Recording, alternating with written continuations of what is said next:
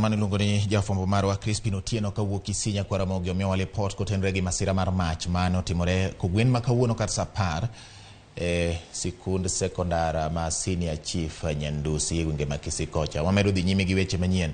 Duol mochung' ne riwo wi Uganda NCIC otimo limbe kaunti ma Kwale chenro mar jiwo Kwee.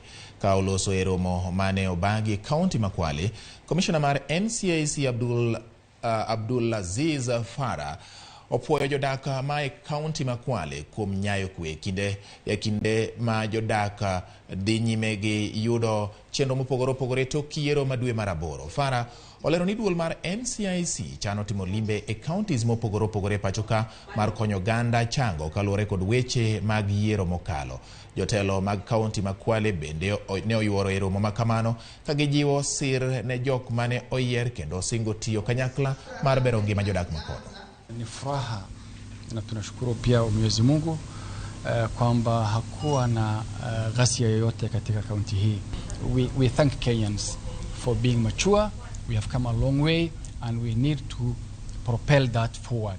And that's our work that has just begun. Leo na kesho tuko hapa Coast, Kwale na Mombasa.